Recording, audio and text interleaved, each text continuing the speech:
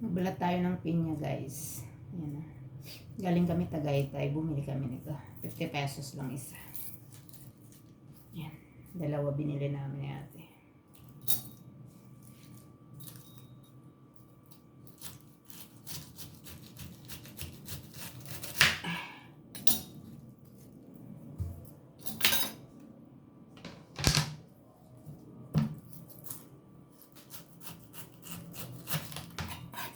Ayan. Hilap na hilap. Sana matamis. Kasi last time bumalik kami dito sa plaza lang. Asin. Kaya hanggang nasa rep pa yun.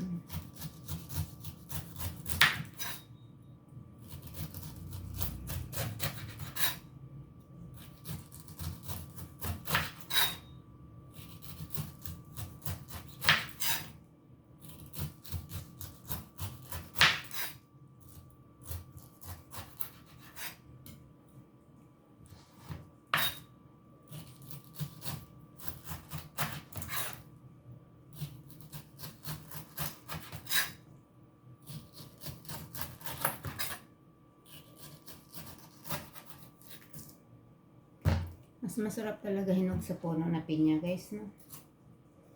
Sa probinsya, sarap kumain ng mga prutas kasi hinog sa puno. Minsan kasi pag galing farm, pag farm kasi, yung hindi pa hinog, tinatanggal na nila syempre kasi pag hintay pa nilang mahinog, masisira rin, ma-overripe pa sila bago ma-deliver.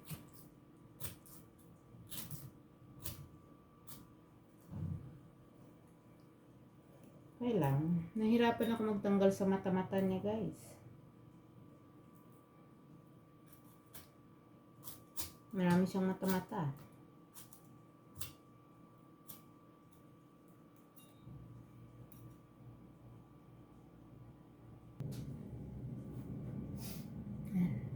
Natapos ko na, guys, yung isa. Ang isa naman.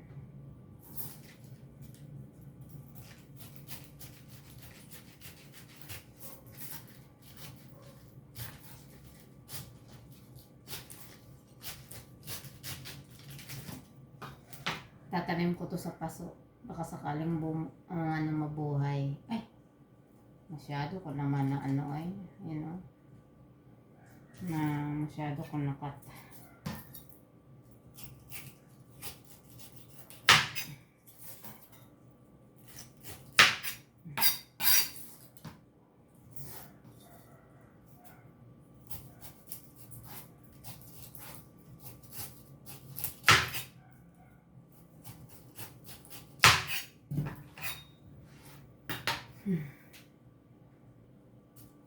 Medyo matagal nga lang to, guys, pag nagtanggal ka ng mata-mata niya. Ayun o.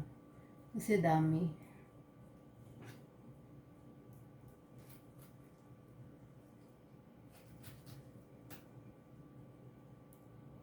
Pangit naman kasi to pag hindi mo tinanggal.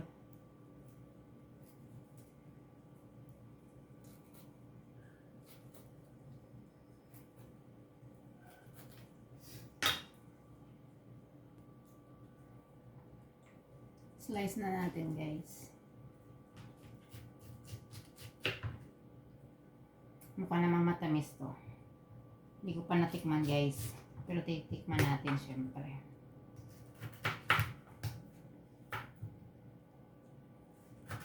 Tayo nagbala, tayo mauna magtikim. Pero alam mo, guys, dito kasi sa boss ko, ano pagkain nila, pagkain mo din. So, hindi problema kung kainin mo. Importante doon, hindi mo inubos. Tinirahan mo sila.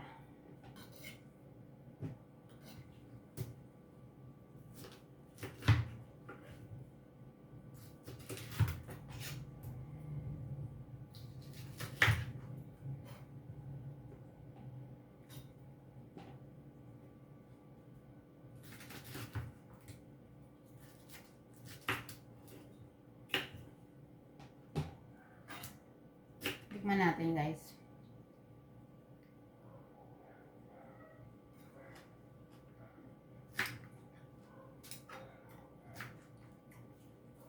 Matamis yan.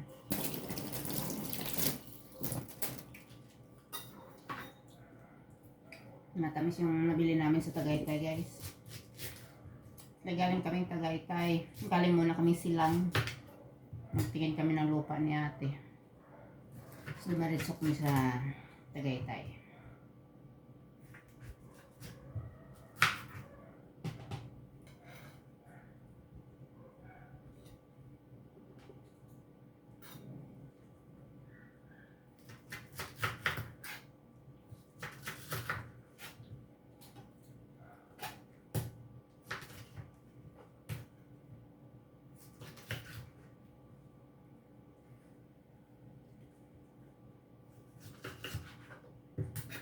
Okay, tapos na ako ng slice, guys.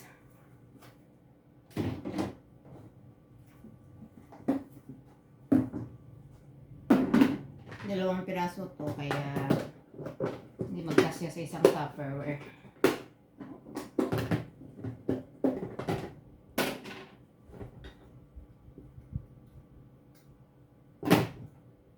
Ikat natin sa isang maliit pa.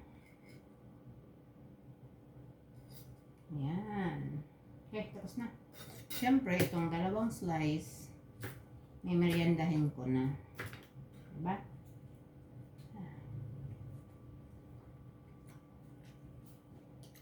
Ayun lang, guys. Thank you for watching. Bye-bye.